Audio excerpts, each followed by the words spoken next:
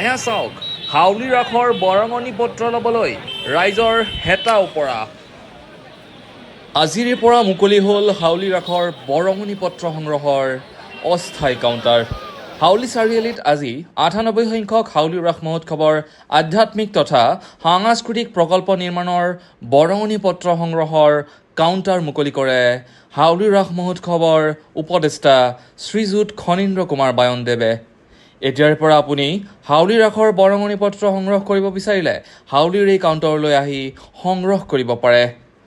হাউলি ৰাসৰ প্ৰতিটো খবৰ শুদ্ধকৈ পাবৰ বাবে আপুনি আজিয়ে আমাৰ এই পেজটো ফ'ল' কৰি থওক, অন্যথা হয়তো আপুনি আমাৰ এই খবৰবোৰ নাপাব।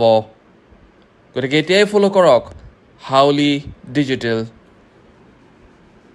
পত্ৰৰ সংগ্ৰহৰ কাউণ্টাৰ মুকলি কৰা হৈছে হাউলি চাৰিআলিত। আজি এই মুকলি কৰা হ'ল এই কাউণ্টাৰৰ, আৰু এই কাউণ্টাৰত আপোনালোকে এতিয়াৰে পৰা যিকোনো মুহূৰ্ততে আপোনালোকে সন্ধিয়া ৮ বজাৰ ভিতৰত আপোনালোকে এই বৰঙণি পত্ৰ সংগ্ৰহ কৰিব পাৰিব।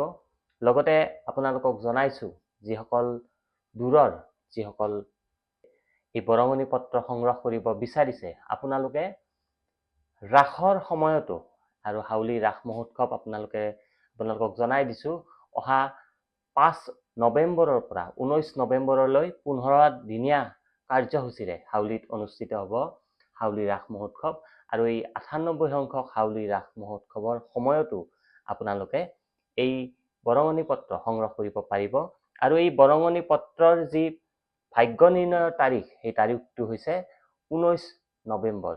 গতিকে সময়টো মনত ৰাখিব, ইয়াৰ ভাগ্য নিৰ্ণয় হ'ব ১৯ নৱেম্বৰত, আৰু সেয়া স্থান হৈছে হাউলি ৰাস মন্দিৰ প্ৰাংগণত। অৰ্থাৎ ৰাস মহোৎসৱৰ শেষৰ দিনা, ৰাসৰ একেবাৰে শেষৰ দিনা ১৯ নৱেম্বৰত এই যি বৰঙণি পত্ৰৰ ভাগ্য নিৰ্ণয় কৰা হ'ব।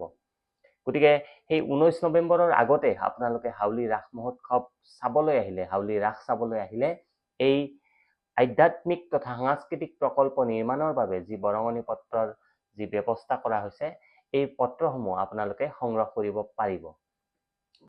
হয়, গতিকে এই বৰঙণি পত্ৰ সম্পৰ্কে পুনৰ আপোনালোকক জনাই থাকিম যে আমাৰ এই হাউলি ডিজিটেল পেজটো ফ'ল' কৰিবলৈ নাপাহৰিব। আৰু আপোনালোকক আমি এই হাউলি ৰাস মহোৎসৱৰ বিভিন্ন খবৰ আমি ইয়াত জনাই থাকিম। ধন্যবাদ।